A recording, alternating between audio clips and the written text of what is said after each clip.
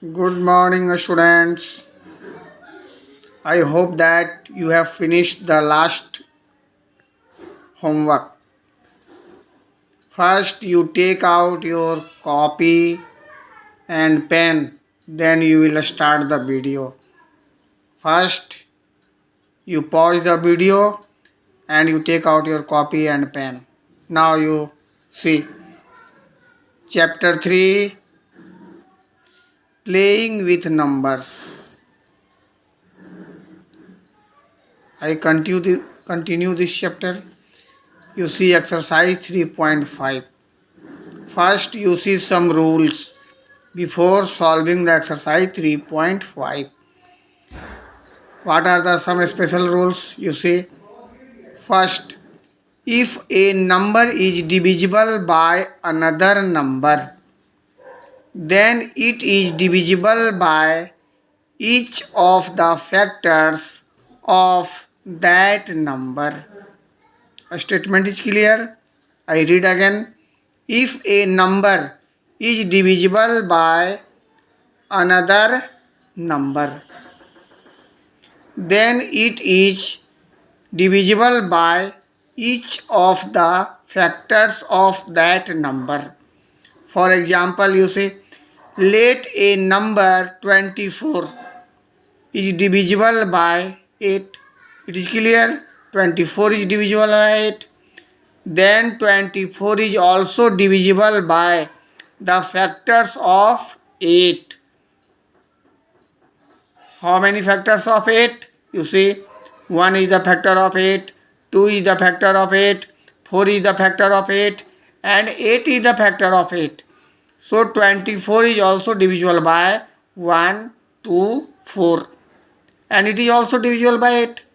So next 3 factors, that is 1, 2 and 4 divides 24.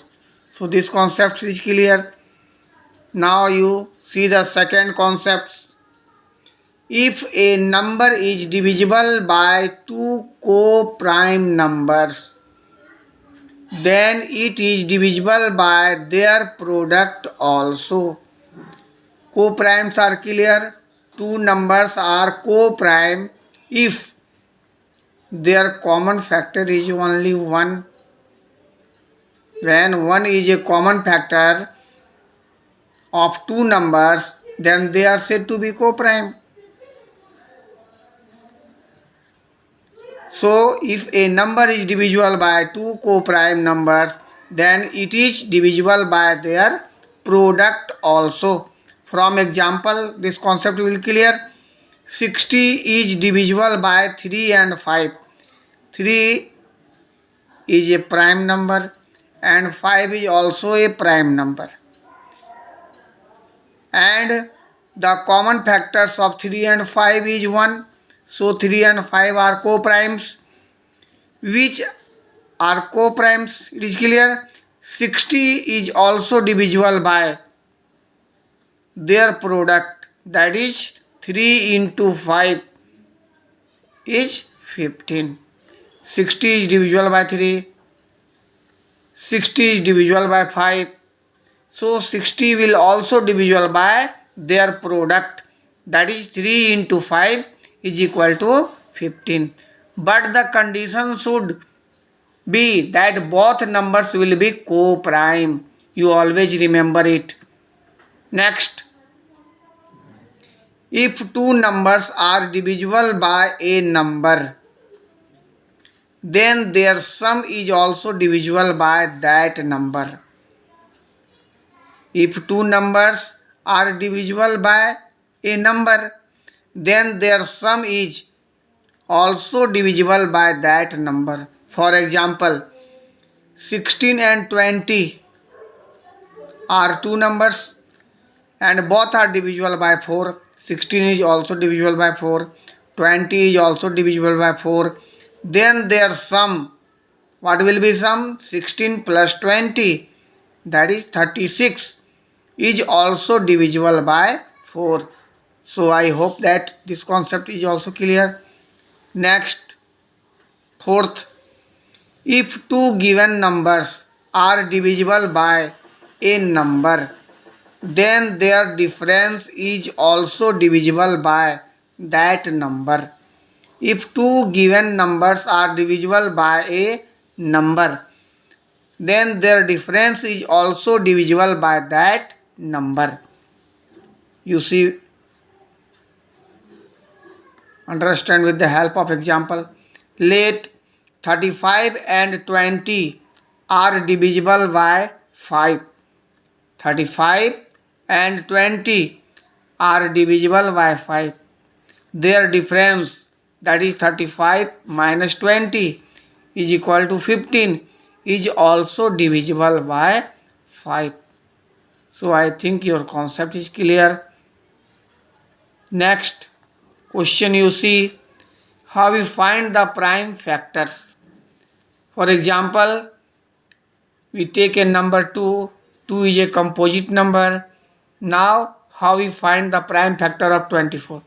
First, 24 is divisible by 2. Its unit digit is 4. So 2 divides 24 will be 12. Again 12 is divisible by 2, that is 6. Again 6 divisible by 2, that is 3. Now 3 is a prime number. So 2, 2, 2, 3 all are prime factors. So prime factors of 24 are 2 into 2 into 2 into 3.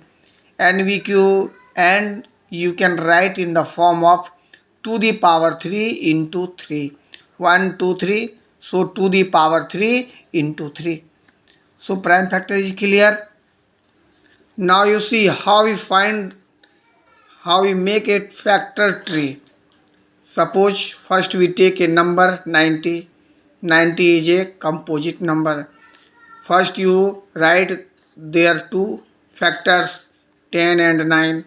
10 is also a composite number. Again you find their factors, their product, that is 2 and 5. 2 and 5 are prime numbers. Now it is complete. Again you see 9. 9 is a composite number. Write its factors 3 and 3. 3 and 3 are the product of 9. So you will write 3 into 3. Now both 3 are the prime numbers. So now we will not factorize again. So all the numbers are prime numbers. 2 is prime number, 5 is prime number, 3 is prime number, and also 3 is prime number. Similarly, we make a factor tree. It is clear? Now you see the exercise 3.5. First you read all the special rules of divisibility. Then you see the questions one by one.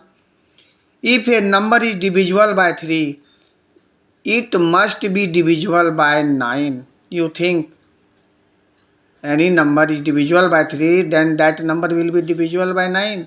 Suppose we take a number 6. 6 is divisible by 3, but 6 is not divisible by 9. So this statement is false.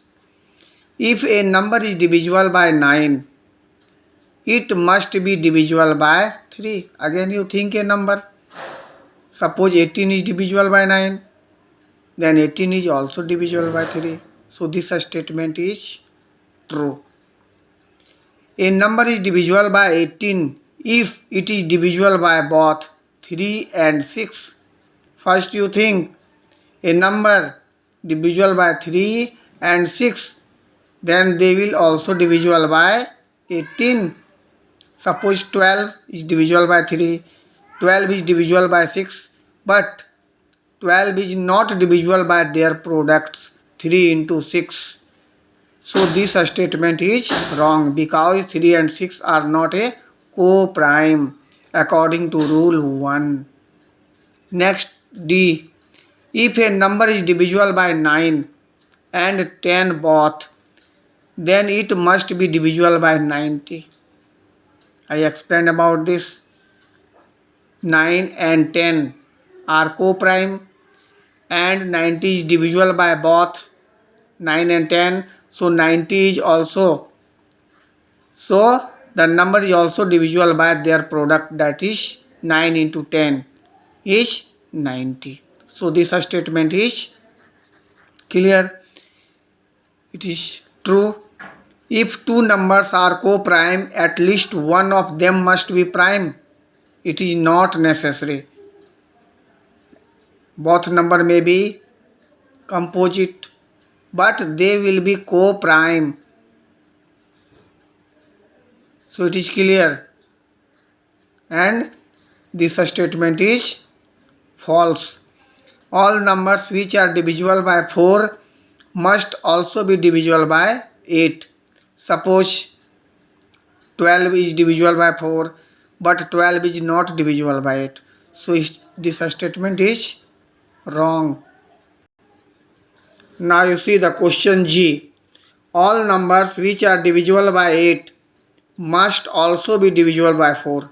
You think any number, suppose 16 is divisible by 8, then 16 is also divisible by 4. So this statement is right for all numbers that is divisible by 8 is also divisible by 4. If a number exactly divides two numbers,